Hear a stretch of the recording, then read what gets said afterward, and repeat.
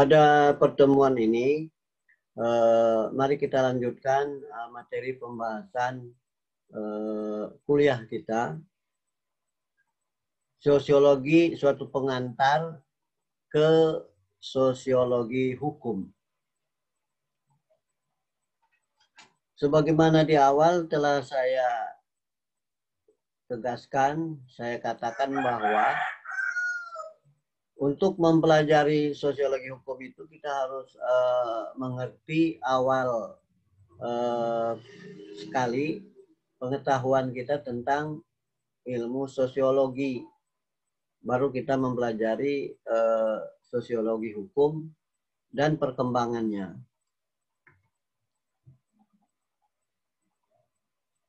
Sosiologi mulai awal berkembang ke arah modern, yaitu abad ke-19, Auguste Comte.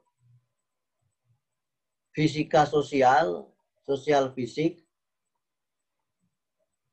Sosiologi itu asal kata socius atau teman, logos, logi, logia, berkata, berbicara, atau bisa dikatakan ilmu. Ilmu sosiologi artinya ilmu berbicara mengenai masyarakat. Lebih fokus nanti akan dibicarakan lebih luas bagaimana fakta-fakta sosial, realitas sosial kenyataannya. Apa adanya, tidak menilai baik dan buruk, apa adanya yang dilakukan oleh manusia. Comte memulai melakukan penelitian melalui tahapan-tahapan tertentu untuk mencapai tahap akhir, yaitu tahap ilmiah. Penelitian kemasyarakatan harus didasarkan pada kesohihan tertentu. Memperkenalkan sosiologi sebagai ilmu pengetahuan kemasyarakatan. Karya Comte, The Cause of Positive Philosophy, sangat kental dengan komitmennya terhadap metode ilmiah dan harus diterapkan untuk menemukan hukum-hukum alam yang mengatur gejala-gejala sosial. Sosiologi adalah induk ilmu sosial yang mengkaji secara ilmiah mengenai kehidupan manusia dengan segala aspek kehidupannya. Sosiologi mempelajari hakikat dari sebab-sebab perilaku manusia yang terjadi secara teratur dan berulang-ulang, khususnya dalam konteks kehidupan sosial. Keterkaitan kehidupan bersama dengan hukum disebabkan oleh manusia itu harus hidup bersama. Tidak mungkin kita itu hidup sendiri terus. Memang awalnya hidup sendiri, ya. Mencari pasangan hidup. Kemudian nanti akan bertetangga dengan manusia lainnya. Tidak mungkin sendiri, ya. Oleh karena itu manusia hidup dalam ketidakpastian nanti akan ditemukan dalam perjalanannya. Sama saja dalam membina rumah tangga, sakinah, mawaddah warahmah, awalnya tujuannya seperti itu. Tapi dalam praktek nanti ada juga permasalahan kehidupan manusia. Ya. Atau dalam istilah penelitian keilmuan hukum itu nanti antara teori dengan praktik implementasi law in book dengan law in actionnya tidak sesuai. Nah ini ada masalah kan, ada gap, ada legal gap bahasanya itu. Bagaimana mengatasinya? Ini yang paling utama. Kita pelajari fakta-faktanya seperti apa. Ini semua dalam rangka manusia mempunyai hasrat untuk hidup yang layak, hidup yang bahagia bersama, ya.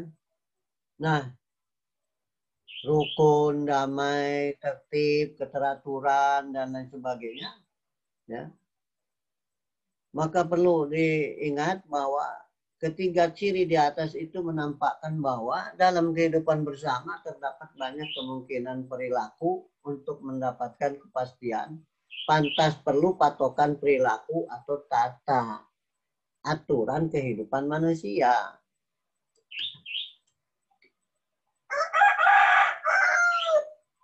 Sosiologi suatu ilmu bersifat teoritis. Sebagai ilmu, ia selalu berusaha untuk menyusun abstraksi dan hasil-hasil observasi.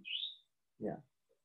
Kemudian bersifat kumulatif. Sebagai ilmu, ia dibentuk atas dasar-dasar teori-teori yang sudah ada.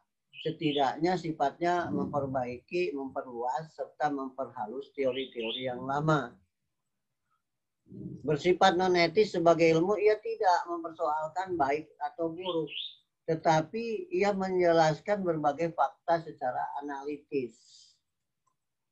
Bersifat empiris. Sebagai ilmu, ia didasarkan pada observasi